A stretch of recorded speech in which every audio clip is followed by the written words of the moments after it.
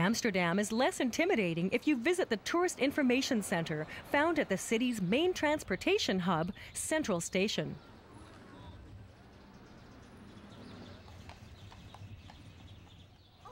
Amsterdam consists of 70 islands, separated by 80 kilometers of canals and connected by more than 1,000 bridges.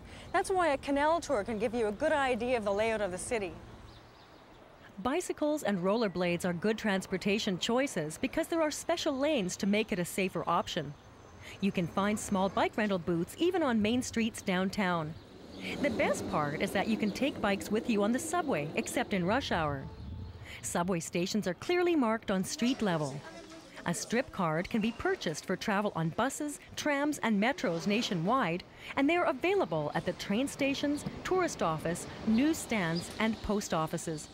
It's also easy to get around by car, with an excellent system of freeways connecting major cities.